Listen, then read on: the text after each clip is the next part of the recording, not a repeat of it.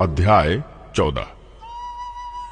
तुम अपने परमेश्वर यहोवा के पुत्र हो, इसलिए मरे हुओं के कारण ना तो अपना शरीर चीरना और न भौहों के बाल मुंडाना, क्योंकि तू अपने परमेश्वर यहोवा के लिए एक पवित्र समाज है। और यहोवा ने तुझको पृथ्वी भर के समस्त देशों के लोगों में से अपनी निज संपत्ति होने के लिए चुन लिया है।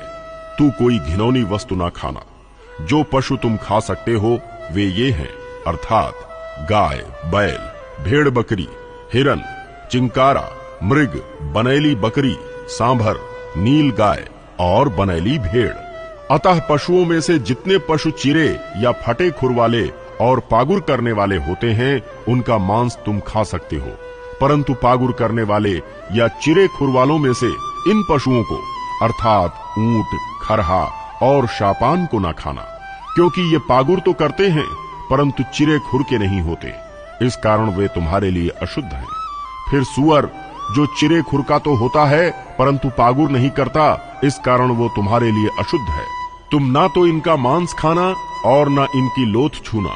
फिर जितने जल जंतु हैं उनमें से तुम इन्हें खा सकते हो, अर्थात जितनों के पंख और छिलके होते हैं, परंतु जितने बिना पंख और छिलके के होते हैं उन्हें तुम ना खाना, क्योंकि वे तुम्हारे लिए अशुद्ध हैं। सब शुद्ध पक्षियों का मांस तो तुम खा सकते हो, परंतु इनका मांस ना खाना, अर्थात उकाब, हड़फोड़, कुरर, गरुड़, चील और भांति भांति के शाही और भांति भांति के सब काग, शुतुरमुर्ग, तहमास, जल कुक्कुट और भांति भांति के बाज, छोटा और बड़ा दोनों जाति का उल्लू और घुघू, धनेश, गिद्ध, हाड़गील, सारस, भांति भांति के बगुले, हुदहुद और चमगादड़। और जितने रेंगने वाले जंतु हैं वे सब तुम्हारे लिए अशुद्ध हैं, वे खाए न जाएं, परंतु सब शुद्ध पंखों वालों का मांस तुम खा सकते हो। जो अपनी मृत्यु से मर जाए उसे तुम ना खाना। उसे अपने फाटकों के भीतर किसी परदेशी को खाने के लिए दे सकते हो या किसी पराये के हाथ बेच सकते हो, परंतु तू तो अपने परमेश्वर यहोवा के लिए पवित्र समाज है। बकरी का बच्चा उसकी माता के दूध में ना पकाना। बीज की सारी उपज में से जो प्रतिवर्ष खेत में उपजे उसका दशमांश अवश्य अलग करके रखना।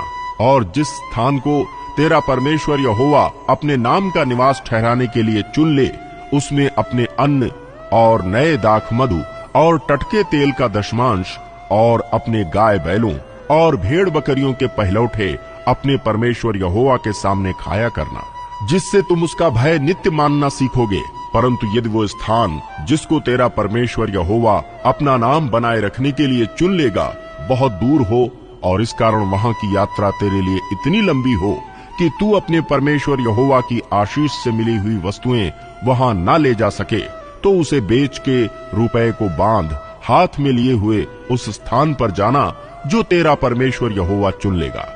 और वहां गाय बैल या भेड़ बकरी या दाख मधु या मदिरा या किसी भांति की वस्तु क्यों ना हो, जो तेरा जी चाहे उसे उसी रुपए से मोल लेकर अपने घराने समेत अपने परमेश्वर यहोवा के सामने खाकर आनंद करना।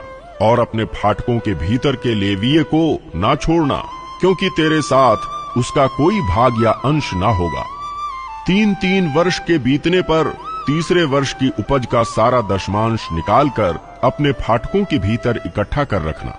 तब लेवीय जिसका तेरे संग कोई निज भाग या अंश ना होगा, वो और जो परदेशी और अनाथ और विधवाएं तेरे फाटकों के भीतर हों, वे भी आकर पेट भर खाएं, जिससे तेरा परमेश्वर यहोवा तेरे सब कामों में तुझे आशीष दे।